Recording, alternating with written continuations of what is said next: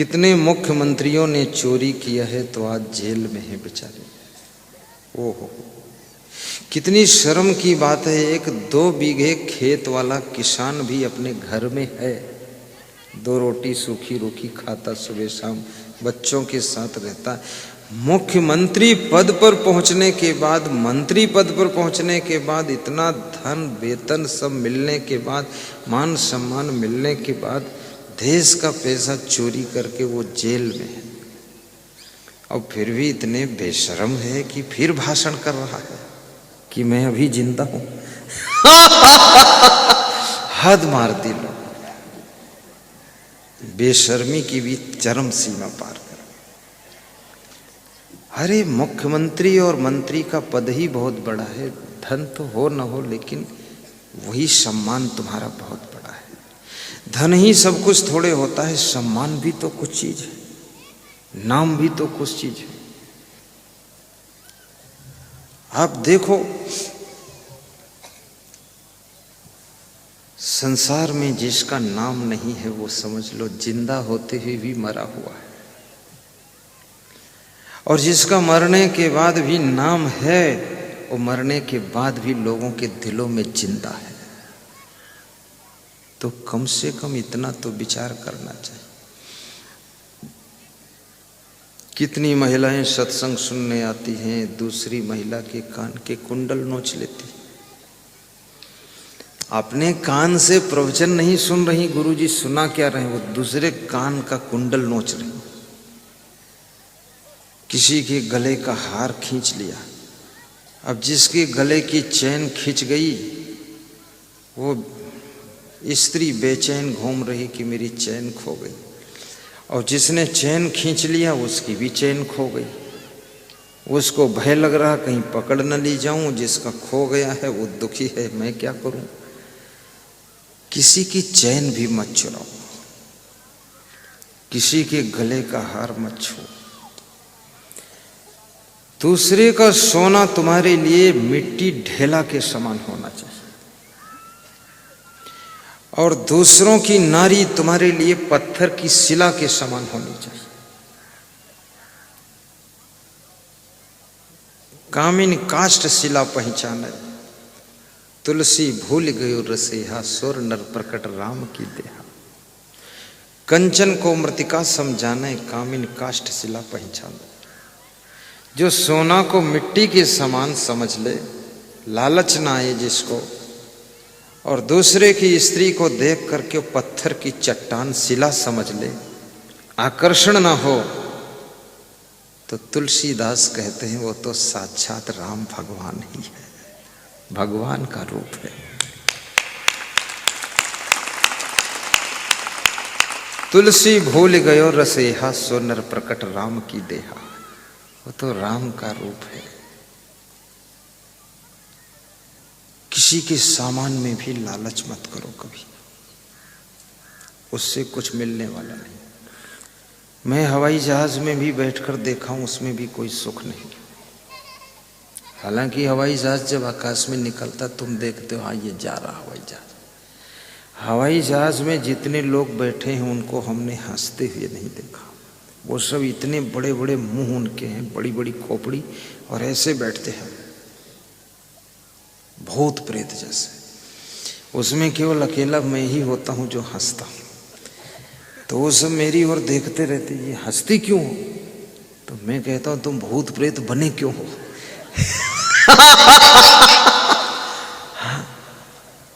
भारी टेंशन में है वो सब लोग। हवाई जहाज मोड़ गए उनके, सब टेंशन की हवा भरी हुई है, हवाई जहाज मुड़ रहे।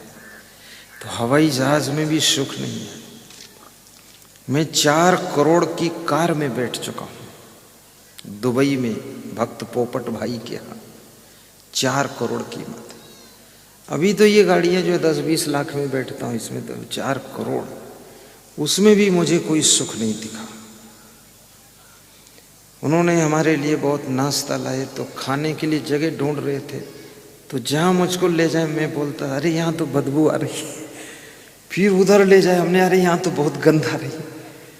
1 घंटा नाश्ता करने की जगह ढूंढा, दुबई में जगह नहीं मिली, तो हमने कहा गाड़ी में खा लूंगा, सड़क पर चलते चलते ठीक। सब गंध आती, सड़ी सड़ी बदबू, कोई मछली अंडा सब खाया होगा, सब पड़ा होगा सड़ा। लोग कहते दुबई में, विदेश में, अरे भैया दुबई होकर आ गए, दुबई में बदबू लेकर आ गए, कुछ नहीं दुबई उबई में है। आपके घर में ही स्वर्ग है, घर ही में गंगा, घर ही में जमुना, और घर ही में तीर्थ बनैबे, इधर उधर चक्कर न काटब, कहीं कुछ नहीं है। हांगकांग भी देखा मैंने, Indonesia, Malaysia, Thailand, Sri Lanka, Langkawi, Muscat देश, आबू धानी, दुबई, सब कुछ नहीं, पूरा सब बवाल है, फालतू।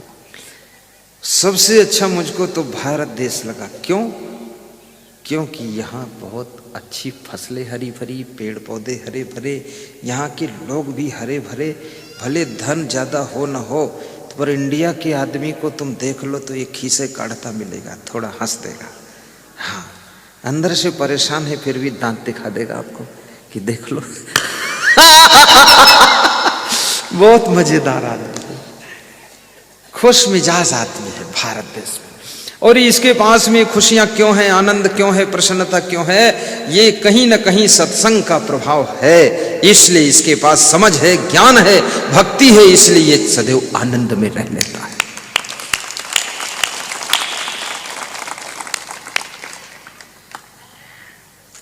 धर्मे तत्परता, मुखे मधुरता, दाने शमुत साहिता। और जिसका मन दान करने में उत्साही रहता है, जो दान करता है, ज्ञान दान, अन्न दान, वस्त्र दान, भूमि दान, धन दान, प्रेम दान, क्षमा दान, प्राण दान, जीवन दान, अन्न दान, दान करने में जिसको खुशी होती है कि कुछ दान दे दिया जाए, और दान देना चाहिए। कल मेरे पास एक फोन आया सुबह सुबह, राजस्थान के भक्त श्री रघुवीर मीणा का। तो मेरे संत ने कहा रघुवीर मीणा ने 5100 रुपये प्रयाग कुंभ के भंडारा के लिए दिया है, और गुरुदेव इनको आज्ञा दे दो 51,000 दे दे। तो रघुवीर मीणा ने मुझसे बात किया, बोले क्या आज्ञा है गुरुदेव? हमने कहा तुमने जो इच्छा है वो दे दो, हमारी कोई आज्ञा नहीं देने के लिए। बोले आप बोल दो तो 1,51,000 दे दो। तो मैंने कहा मैं तुमसे नहीं बोलूँगा, इसलिए नहीं बोलूँगा कि नहीं बोलूँगा, इसलिए नहीं बोलूँगा। बोले क्यों नहीं बोलोगे? हमने कहा नहीं बोलूँगा। बोले फिर बोलोगे नहीं तो हम देंगे नहीं। तो हमने कहा तुम दो या न दो, लेकिन हम तुमको बोलेंगे नहीं। बोले क्यों नहीं बोलोगे? हमने कहा तुमको इसलिए नहीं बोलेंगे कि मैंने कभी नहीं बोला था, तो तुमने आस्था चैनल की 1 महीने की फीस 1,60,000 रुपये नगद हमको दे गए थे। अगर हम बोलते तो शायद 60,000 ही देते, लेकिन 1,60,000 अपने आप दे गए थे 22 साल की उम्र में। तो तुम्हारी जो इच्छा हो सेवा करो, दान में तुम्हारा मन हो करो, ना मन हो ना करो। क्योंकि दान जो हम देते हैं, ये दान, इसका पुण्य हमारे पास ही आता है लौट करके। इसका पुण्य ऐसा नहीं कि इधर उधर चला जाए, ये पुण्य हमको ही मिलता है दान का। राजा वीरभद्र के राज्य पर बलवान राजा ने चढ़ाई किया, राजपाट ले लिया। राजा वीरभद्र पति पत्नी राजा रानी मेहमान का भेष बना करके निकल गए। बलवान राजा के सैनिकों ने पकड़ा, तुम कौन हो? तो कहा हम मेहमान हैं, हमसे कोई मतलब नहीं। तो छोड़ दिया, तो राज से बाहर हो गए। थोड़े दिन रिश्तेदारों के यहाँ कुछ खाया पिया, रिश्तेदार भी सम्मान करना बंद कर दीजिए। ये तुम्हारे पास अगर कुछ ना हो तो रिश्तेदार भी तुम्हारा सम्मान नहीं करेगा, ये भी याद रखना। इसलिए मैं आपसे निवेदन करूँगा कि आप अपने को मजबूत बनाइए, अन्यथा तुम्हारे घर से कोई रिश्तेदारी भी नहीं जोड़ेगा। ना तो बेटी देगा ना तुम्हारी बेटी लेगा, तुम्हारे घर में सब कुंवारे लोग पड़े रहेंगे। इसलिए मैं निवेदन करता हूं कि आपसे कि हमेशा धनवान भी रहो, गुणवान भी रहो और ऐसे काम करो जिससे तुम्हारा नाम भी रहे। अन्यथा बैठने का स्थान भी लोग नहीं देंगे। स्वार्थी दुनिया है, बड़ा संसार विचित्र है ये। तुम्हारे जो बहुत धनवान रिश्तेदार हैं वे तुमको सोच समझकर न्योता देते हैं कि अरे कमजोर है, दे दो, अच्छा कोई बात नहीं, तो न्योता भी देना बंद कर देते हैं। ये दारू पीने से काम नहीं चलेगा, बीड़ी सुट पीने से काम नहीं चलेगा। आपको संपन्न होना पड़ेगा, तभी आपको रिश्तेदारों में कद्र मिलेगी, अन्यथा कद्र नहीं होगी, अभद्र व्यवहार होगा आपके साथ। और साधु संत में भी अगर कमजोर हो गए ना तो साधु संत को दूसरा साधु संत भी नहीं पूछेगा। इसमें भी लफड़ा है साधुओं में भी। मैं पहली बार गुजरात गया तो एक साधु ने मेरी ओर 1 रुपया फेंका, जोर से 10 फीट दूर गिरा रुपया, बोला ले लो चले जाओ। उसने सोचा ये भिखारी है, मुझको सोचा। और मैं तो पूरे इंडिया के सर्वे पर निकला था, मुझे देखना था लोग क्या करते हैं, कैसे करते हैं। तो 1 रुपया मेरे मन में पहले तो वह ना उठाऊं, फिर हमने सोचा ले लो, भागे भूत लंगोटी भली, 1 रुपया भी ठीक है, ले लिया मैंने। 10 साल में मैंने साधना किया, तपस्या किया, स्वाध्याय किया और तैयार हुआ। फिर वही गुजरात में जब मैं गया तो रथ की बग्घी पर बिठाकर ढोल बाजे बजा करके उन्होंने हमको 51,000 दक्षिणा दिया और बोले आपका दर्शन मिला, हम धन्य हो गए। हमने कहा पहले जो भिखारी था वो भी अब धन्य सबको करने लगा। ये संतों में भी आप मेहनत नहीं करोगे तो आप कबाड़ खाना हो जाओगे। कितना कबाड़ी साधु घूम रहा है, कबाड़ खाना लेकर बस खोपड़ी खोले इधर उधर घूम रहा, फालतू चक्कर काट रहा। संत लाइन में भी मेहनत करना चाहिए और भक्त लाइन में भी मेहनत करो। भक्त बनो लेकिन कंगाल भक्त ना बनो। भक्त बनो तो ऐसे भक्त बनो जैसे कृष्ण भगवान भक्त तो थे, अपने गुरु के शिष्य थे, पर उनके पास सोने की द्वारिका थी, सोने के महल में रहते थे। ऐसे तुम कृष्ण जैसी भक्ति करो और सोने के महलों में रह करके अपने गुरु का नाम याद किया करो। कदाचित तुम्हारी गरीबी नहीं मिट रही है तो सेवरी बन करके कुटिया में भगवान गुरु को याद कर लिया करो। और गरीबी कैसे नहीं मिटेगी? गरीबी कोई ऐसी चीज नहीं है जो कोई जानदार प्राणी हो तुमको पकड़ कर बैठ गई है। गरीबी मिटाने का फार्मूला है पति पत्नी लड़ाई न करो, गरीबी मिट जाएगी। भाई भाई सलाह से काम करो, गरीबी मिट जाएगी। जल्दी बंटवारा मत करो, गरीबी मिट जाएगी। काम डट के करो, गरीबी मिट जाएगी। काम के घंटे बढ़ाओ, आराम के घंटे घटाओ। आलस से बिल्कुल न रखो, नशा व्यसन कोई मत करो, फिजूल खर्ची मत करो, टाइम पास मत करो। फटाफट स्नान करो, फटाफट भोजन करो, फटाफट काम करो। जरा जल्दी करो, स्पीड करो, झटपट बर्तन मांज डालो, झटपट भोजन बना दो। रसोई में 6-6 घंटे घुसे मत रहो, 2 घंटे में फाइनल करके निकलो रसोई से बाहर और फट से बर्तन मांजो, झट से कपड़े धो, फैलाओ, सुखा दो। अपने कपड़े तहा कर समेट कर अच्छी तरह से रख लो और गाली गलौज ना करो और गुरु का नाम लो, प्रवचन सुनो, स्वभाव को सुंदर बनाओ, व्यवहार को साफ सुथरा रखो और वाणी में मिठास पैदा करो। बोलने की कला सीख लो, गरीबी लाखों कोस दूर हो जाएगी, तुम अमीर हो जाओगे, माल वाला। आंख मूंद करके पढ़ना शुरू करो। जितनी बेटियां सुख चाहती हैं, शांति चाहती, इनको 2 काम करना चाहिए। नंबर 1 प्रवचन सुनना चाहिए, नंबर 2 इनको पढ़ने में पूरा मन लगा लेना चाहिए। और ये बेटे लोग भी पढ़ने में मन लगा लो। आपको जैसे अर्जुन को मछली की आंख केवल दिखती थी, ऐसे तुमको केवल अपने शिक्षा का लक्ष्य दिखाई देना चाहिए और कुछ नहीं दिखना चाहिए।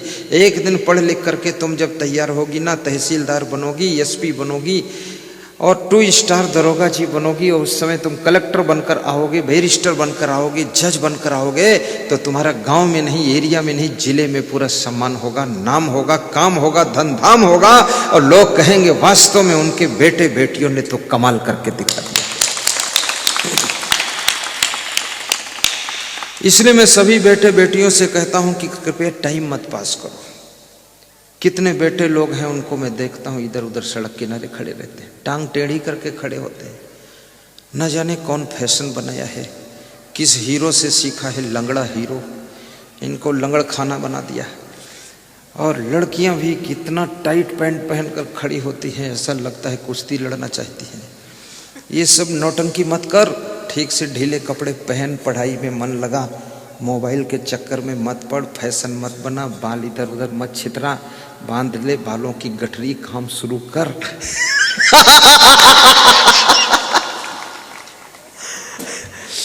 अपने माँ बाप को परेशान मत कर। और माँ बाप भी इतना कमजोर आत्मा है, वो कह भी नहीं पाता अपने बेटों बेटियों से ये तुम क्या कर रहे हो, इतना डरा हुआ है, जिंदा है वही बहुत, नहीं अब तक मर भी जाता घर में। अरे दमदार बाप बनो, दमदार माँ बनो, थोड़ा धर पकड़ रखो, अनुशासन रखो, इधर उधर गड़बड़ सड़बड़ कैसे लोग करते हैं, इनको टाइट रखो, अनुशासन में रखो। अभी गुजरात का एक साधु कह रहा था कि गुरुदेव की अपने साधुओं के ऊपर जो है पकड़ बहुत अच्छी है। हमने कहा पकड़ सकड़ नहीं, साधु खुद ही समझदार है और अनुशासन अपने आप मानता है। जो शिष्य अपने गुरु के अनुशासन में नहीं रह सकता वो शिष्य बिगड़ जाएगा। जो बेटा बेटी अपने माता पिता गार्जियन के अनुशासन में नहीं रहेंगे वो भी बिगड़ जाएंगे। ये संसार तो माया का संसार है, यहाँ तो बिगड़ने में देर नहीं लगती, सुधरने में बहुत देर लग जाती है।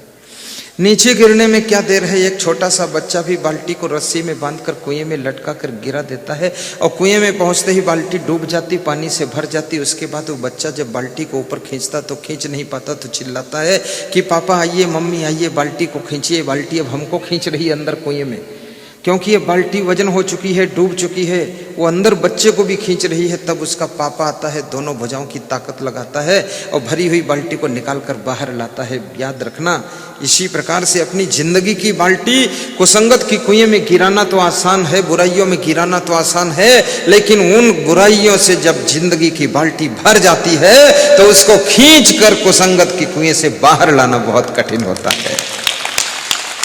फिर तो कोई सदगुरु का सहारा चाहिए। दाने समुत्साहिता है, इसलिए खुले हृदय से दान किया करो। इस समय दान करने का बहुत अच्छा अवसर है, नए वर्ष का प्रथम महीना है। नए वर्ष में दान करने से जिंदगी में नयापन आता है, नया पुण्य हो जाता है। और प्रयाग में कुंभ चल रहा, कुंभ के लिए अन्नदान करने से अपने क्षेत्र में अकाल नहीं पड़ता है। सभी माताओं बहनों और पुरुषों से व्यास गादी निवेदन कर रही है कि कल आप अपने अपने घरों से इच्छा अनुसार अन्नदान, दाल चावल और गेहूं ला सकते हैं। जो कुंभ मेला में कम से कम आपके कैंप में डेली 30,000 लोगों का भंडारा चलता रहेगा, निःशुल्क भंडारा, उनकी सेवा में आपका अन्नदान लगेगा। उसका पुण्य प्रयागराज से उमरिया जिले तक आ जाएगा। बहुत बड़ा पुण्य होता है इससे। और भाइयों बहनों, मैं ये भी कहूँगा आपसे, प्रयाग कुंभ के लिए आप लोग जो वहाँ, आप पहुँचो न पहुँचो कोई बात नहीं, लेकिन आपकी सेवा यदि पहुँच गई, जब सेवा यहाँ से वहाँ पहुँच सकती है तो वहाँ से पुण्य भी आपके यहाँ पहुँच सकता है, वो आपको प्राप्त होगा। इस मंडप में दान डिब्बे बंधे हुए हैं। ये दान डिब्बे केवल खाली ऐसे नहीं बंधे हुए, इसलिए बंधे हुए हैं कि इनमें कोई व्यक्ति ऐसा खाली नहीं जाना चाहिए जो दान न डाले। 10 रुपये, 50 रुपये, 100 रुपये, 500, 200, जितनी इच्छा हो इन डिब्बों में डालिए। ये आपका सीधा दान वहाँ लाखों भक्तों की सेवा में लगाया जाएगा और उस सेवा का पुण्य आपको ही प्राप्त होगा। एक अंधा भिखारी ट्रेन में भीख मांग रहा था। उस अंधे भिखारी को देख करके बहुत से लोग कहते थे, बाबा जी आगे बढ़ जाओ, बाबा जी आगे बढ़ जाओ। कुछ लोग 1 रुपया डाल देते थे। एक आदमी को दया आ गई, ऊपरी सीट बर्थ पर सोया हुआ था, उठा और 100 का नोट निकाला और उसके डब्बे में डालने की कोशिश किया, लेकिन हाथ वहां तक नहीं पहुंचा। तो नीचे बर्थ पर जो व्यक्ति बैठा हुआ था उस यात्री से कहा, ये 100 रुपये लेकर के इसके डब्बे में डाल दो, भिखारी अंधा है। तो उसने डाल दिया और कहा, बाबा 100 रुपये हैं, संभाल लेना। तो बंधे भिखारी ने कहा, जिसने मेरे डिब्बे में दान पात्र में 100 रुपये डाले हैं, मेरा आशीर्वाद वहां तक पहुंचे, भगवान उसको सुखी रखे। तो लोग हंसने लगे, बोले, पैसा तो ऊपर वाले की जेब से आया, डालने वाला तो बीच वाला है, आशीर्वाद तो बीच वाले तू दे रहा है। तो अंधे भिखारी ने कहा कि मैं अंधा हूं, लेकिन मेरा आशीर्वाद अंधा नहीं है, आशीर्वाद डायरेक्ट वहीं पहुंचेगा जहां से नोट निकल कर आया है।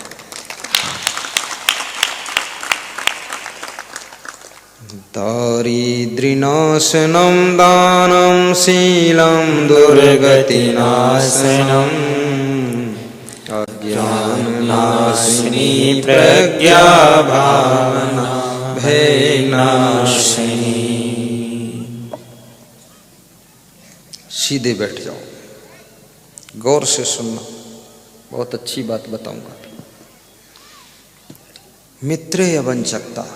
हे राम, तुम मित्रों के साथ में कपट नहीं करते हो, इसलिए तुम राम भगवान माने गए हो।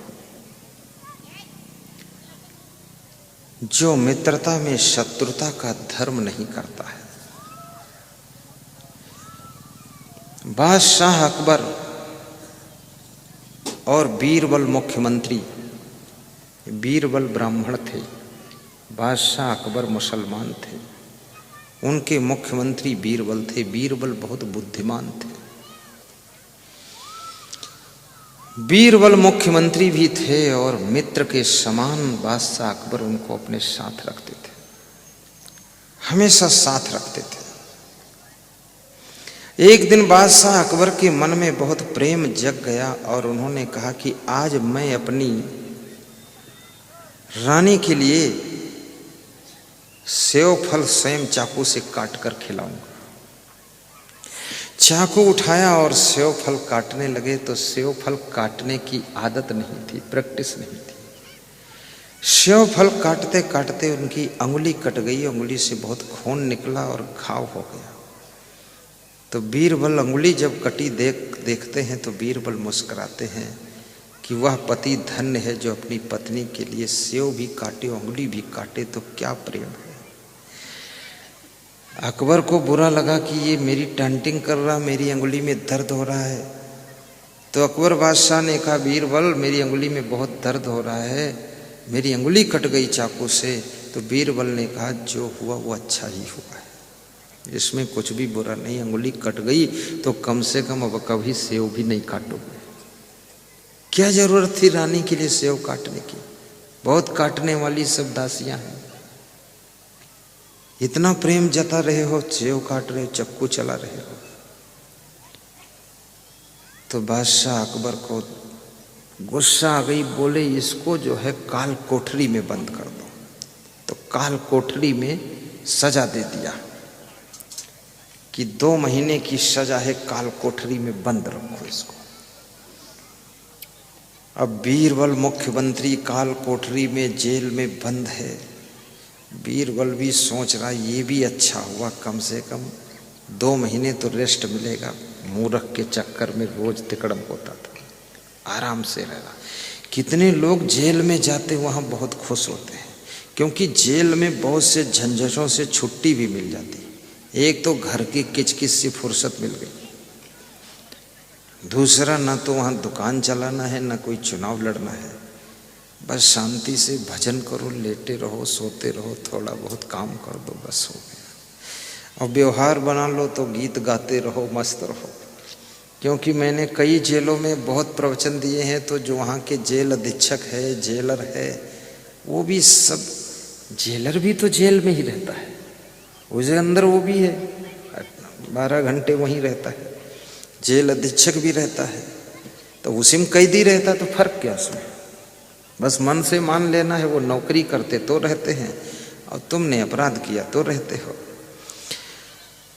तो वहाँ मैंने देखा जेल अधीक्षक और जेलर भी दुखी है, वो सुखी नहीं है, उसको भी बहुत टेंशन है। इधर क्या हुआ, एक दिन शिकार खेलने के लिए बादशाह अकबर गए। छोटी सी सेना ले गए थे, तेज चाल वाले घोड़े पर बैठकर दौड़ा दिया घोड़ा, सैनिक पीछे छूट गए, आगे निकलते चले गए। आगे कुछ कबीले वालों का इलाका आ गया, तो कबीले वालों ने बादशाह अकबर को पकड़ लिया और बोले, अरे इसकी आज बलि चढ़ाएंगे, आज का दिन अच्छा है, वन देवता की बलि हो जाएगी, अकबर को पकड़ो। तो जब उसको बलि चढ़ाने चले तो उसके सब शरीरों को देखा तो उसकी अंगुली कटी थी। तो कबीले वालों ने कहा कि इसकी अंगुली कटी है, ये तो बलि चढ़ाने योग्य नहीं है, क्योंकि इसकी तो बलि कहीं चढ़ चुकी है, इसलिए इसको नहीं। तो छोड़ दिया। तो अकबर लौट कर जब आ रहा था तो सोच रहा था कि मुख्यमंत्री बीरबल ने कहा था अंगुली कटी, ये भी अच्छा ही हुआ है। तो वास्तव में अच्छा हुआ, अंगुली कटी न होती तो आज मेरी बलि हो जाती, ये लोग मुड़ काट देते मेरा। अकबर बादशाह खुश होकर आया और काल कोठरी से बीरबल को निकाला और धन्यवाद दिया कि तू धन्य है। एक बात तो बता दे, तूने कहा मेरी अंगुली कट गई तो कहा अच्छा ही हुआ, तो वास्तव में जान बच गई ने, कबीले वाले सब बलि चढ़ा देते हमको आज। लेकिन तू ये बचा, तू जेल में चला गया, काल कोठरी में चला गया, तो इसमें क्या अच्छा हुआ? तू कह रहा था जो ऊपर वाला करता अच्छा ही करता है, तो तू जेल में चला गया, मैं कर दिया, जेल में डाल दिया, तो इसमें तेरा क्या अच्छा हुआ? बोले मेरा अच्छा ये हुआ, अगर मुझे तुम सजा न देते, जेल में न डालते, तो मैं तुम्हारे साथ हमेशा रहता हूँ, हमेशा तुम साथ रखते हो, साथ लेकर के जाते, तो कबीले वालों ने जो तुमको पकड़ा था, तुम्हारी अंगुली कटी थी, तुम्हारी बलि नहीं किया, और मैं ठीक ठाक था तो मेरी बलि कर देते। इसलिए मुझे जेल में डाल दिया, तो वो भी अच्छा ही हुआ, हम भी बच गए, तुम भी बच गए। तो जो भी ऊपर वाला करता वो अच्छा ही करता है। बड़ी भाग्य मानुष तन पावा, सुर दुर्लभ सद्ग्रंथन गावा। बड़े भाग्य मानुष तन पावा, सुर दुर्लभ सद्ग्रंथन गावा। धर्मे तत्परता, मुखे मधुरता, दाने समुत्साहिता, मित्रे अवंचकता। मित्र के साथ में कभी कपट का व्यवहार न कीजिए, और जिसने आपके विश्वास को बहुत माना हो उसके विश्वास को धोखा मत दीजिए। धन के लालच में आकर के विश्वास को मत तोड़िए। किसी ने तुम पर भरोसा करके यदि कुछ बहुत बड़ा काम किया है, उसको विश्वासघात मत करना।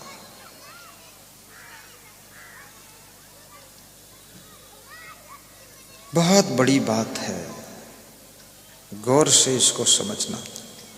मित्रे अवंचकता, गुरु विनयता। और जो व्यक्ति अपने से बड़ों से सदैव विनम्र रहता है, ये राम का गुण है, जो विनम्रता पूर्वक सबके साथ व्यवहार करता है। अहंकार हमेशा तुम्हारा नुकसान करता है, अभिमान हमेशा तुमको नीचे गिराता है। नम्रता हमेशा तुमको बड़ा बना देती है। नानक नन्हे होए रहो जैसे नन्ही दूब, सबही घास जरी जात है दूब खूब की खूब। भाइयों बहनों, जंगल में एक बहुत बड़ा सरोवर था और सरोवर के किनारे बहुत सुंदर पार्क भी लगा हुआ था। पार्क में तरह तरह के फूल लगे हुए थे। उन फूलों में एक गुलाब का फूल लगा हुआ था, और गुलाब का पौधा वो बहुत छोटा था, उसमें एक ही फूल था और उसके नीचे एक पत्ती गुलाब की थी। तो गुलाब की पत्ती बार बार मन में सोचती थी कि मेरा तो कोई महत्व ही नहीं है, मैं खामखा लगी हूँ गुलाब के पौधे में। जो कोई आता गुलाब को देखता, गुलाब को धन्यवाद देता, गुलाब को छूता, गुलाब को सूंघता, और मैं फालतू इस गुलाब के साथ लटकी हुई हूँ। मैं किस काम की, मेरा तो कोई सम्मान ही नहीं, कोई महत्व ही नहीं। ऐसा वो सोच रहा था। इतने में ही जोर से आंधी आई, तूफान आया, बरसात हुई, पानी जोर से बरसा, तो पेड़ पौधे जो थे सब लुढ़क गए, गिर गए। तो जो गुलाब की पत्ती थी वो भी टूट गई और टूट कर हवा में उड़ गई और उड़ करके सरोवर में जाकर गिर गई। और सरोवर में जाकर के जब गिरी तो पत्ती तो डूबती नहीं है, वो तैर रही थी पानी पर। तो उस सरोवर में एक चींटी डूब रही थी। उस पत्ती को देखकर चींटी पत्ती की ओर आती है और पत्ती का सहारा लेना चाहती है। तो गुलाब के पौधे की पत्ती कहती, आओ, हम कुछ नहीं कर सकती, लेकिन तुमको बिठाकर किनारे लगा सकती है। तो उस पत्ती के ऊपर वो चींटी बैठ लेती है और पत्ती हवा के लहरों में बह करके जा करके किनारे लग जाती है और चींटी सरोवर से बाहर निकल जाती है। तूफान भी शांत हो जाता है। तब उस पत्ती को ऐसा लगा, चींटी से पूछा कि तुम्हारी जिंदगी बच गई, तो चींटी ने कहा तुमको धन्यवाद है जो आज तुमने मेरी जिंदगी बचाई और हमको पार उतार दिया, मैं डूब जाती सरोवर में। तो उस पत्ती ने कहा आज मुझको पता चला कि मेरी जिंदगी भी किसी की जिंदगी बचाने के काम में आ गई, इसलिए मुझे उस गुलाब के साथ लगे रहना ही ठीक था।